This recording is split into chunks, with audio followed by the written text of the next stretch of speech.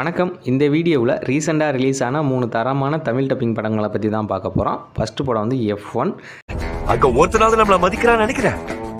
சொல்லு, அந்த ட்ராக்ல நம்ம கிட்ட கூட நெருங்க முடியாதுன்னு அவங்களுக்கு தெரியணும், தெரிய வைக்கணும். என்ன சொன்னா அங்கிள் மாஸ்க் காட்டுறாரா? நான் இன்னும் ஆரம்பிக்கவே இல்லை.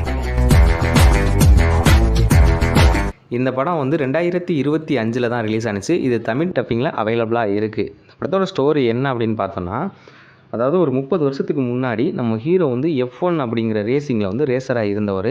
ஆடிஷன் பண்ணுறான், அவன் தான் நம்மளை ஆடிஷன் பண்ணுறான்.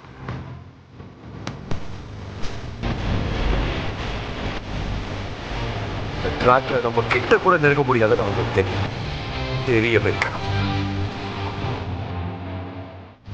இவர் வந்துட்டு பெரிய ஒரு ஆக்சிடெண்ட்டை சந்திச்சிருப்பார். அதனால் வந்து அந்த ரேசிங்கை விட்டுட்டு அவர் வந்து அவர் வேலையை பார்த்துட்டு வேற ஒரு டிரைவிங் இந்த மாதிரி வேலை பார்த்துட்டு இருக்குது அப்படிங்கிற மாதிரிலாம் போய்கிட்டு இருப்பார். நம்ம ஹீரோவோட F1ல் வந்து ரேசிங் பண்ண ஒருத்தர் வந்து இவரோட ஃப்ரெண்டு.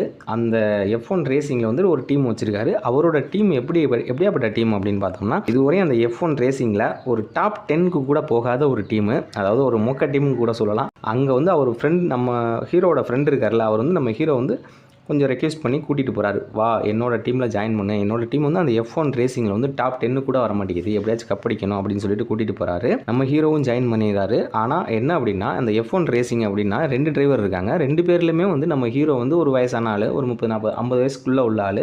ஆனால் அந்த இன்னொரு டிரைவர் இருக்கார்ல, அவர் வந்து சின்ன பையன். நம்ம ஹீரோவுக்கும் அந்த பையனுக்குமே அந்த டீமில் வந்து செட் ஆகலை. இவங்க 2 பேருக்குமே பல பிரச்சனைகள்லாம் வருது. இதெல்லாம் மீறி அவங்க கப்படிச்சாங்களா இல்லையா அப்படிங்கிற மாதிரி தான் படம் மூவ் ஆகும்.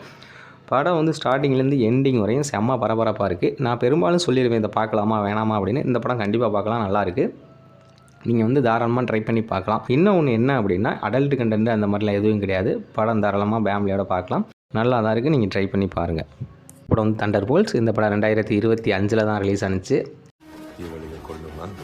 முதல்ல பொண்ணை காப்பாற்றிக்க பாரு.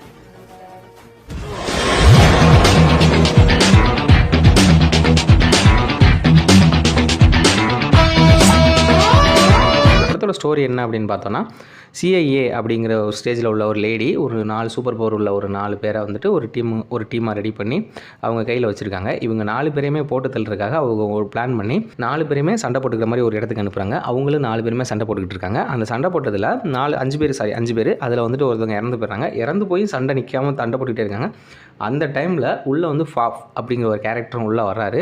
அந்த கேரக்டர் வந்ததுக்கப்புறம் நம்ம எதுக்காக சண்டை போடுறோம், நம்ம சண்டை போட்டோம்னா 4 பேருமே இறந்து போயிடுவோமே அப்படின்னு சொல்லிட்டு அந்த இடத்த விட்டு வெளியில் வர்றதுக்காக அவங்க ட்ரை பண்ணுறாங்க.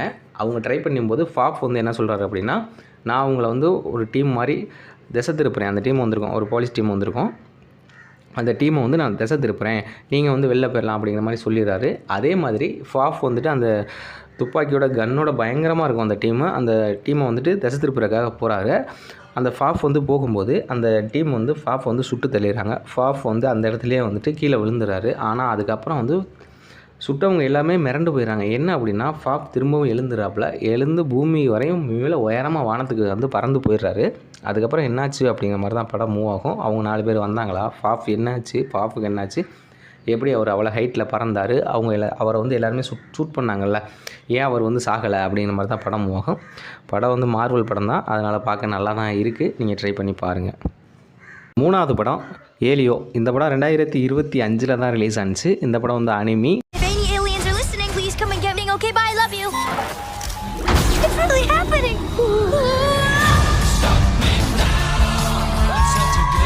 This is awesome. ஆனால் அப்படி தெரியாது, படம் வந்து வேறு லெவலாக இருக்குது. இந்த படத்தோட ஸ்டோரி என்ன அப்படின்னு பார்த்தோம்னா, எலியோ அதான் நம்ம ஹீரோவோட பேர். அவன் வந்து ஒரு குட்டி பையன். அந்த குட்டி பையன் வந்து சின்ன வயசுலேயே வந்து அப்பா அம்மா 2 பேருமே இறந்து போயிடுறாங்க. அதனால் அவங்க அத்தை வந்து எடுத்து வளர்த்துட்ருக்காங்க. அவங்க அத்தை வந்து இராணுவத்தில் வந்து ஒரு மிகப்பெரிய ஒரு அதிகாரி, அந்த ஸ்டேஜில் இருக்கிற ஒரு ஆள். ஆனால் நம்ம ஹீரோ வந்துட்டு ஒரு பயங்கரமான சுட்டித்தனமான ஆள். அவருக்கு என்னென்னா, ஏலியன்ஸை பார்க்கணும், ஏலியன்ஸோட பேசணும், நம்ம வந்து ஏலியன்ஸோட தான் வாழணும், நம்மளுக்கு வந்து பூமி பிடிக்கலை அப்படிங்கிற மாதிரி மிகப்பெரிய ஏலியன்ஸ் ஃபேனாக இருப்பாப்புல. இதே மாதிரி அவர் வந்துட்டு ஏதாச்சும் போயிட்டு நோண்டிட்டு பண்ணிவிட்டு பீச்சில் போயிட்டு ஏலியன்ஸுக்கு வந்து சிக்னல் தெரியிட்டு இந்த மாதிரியே இருப்பார். ஆனால் என்ன ஒரு விஷயம்னா, இது வந்து அவர் வாழ்க்கையில் ஒரு சம்பவத்தை பண்ணி விட்டு போயிடும். அவர் ஏலியன்ஸுக்கு ஒரு மெசேஜ் அனுப்பிடுவாப்புல. ஏலியன்ஸும் அவனை வந்து கூட்டிகிட்டு போயிடுவாங்க. அதுக்கப்புறம் என்னாச்சு அப்படிங்கிற மாதிரி தான் படம் மூவ் ஆகும். நல்லா இருக்குது படம் வந்து கண்டிப்பாக ஃபேமிலியோடு பார்க்கலாம். இன்னொன்று என்னென்னா இந்த கிட்ஸுக்கு பயங்கரமாக இருக்கும். சின்ன குழந்தைங்களுக்கு பார்க்குறதுக்கு நல்லா இருக்குது படம். ஃபேமிலியோடு பார்க்கலாம். அடல்ட் கண்டென்ட் அந்த மாதிரியெல்லாம் எதுவும் கிடையாது. நீங்கள் தாராளமாக ட்ரை பண்ணி பார்க்கலாம்.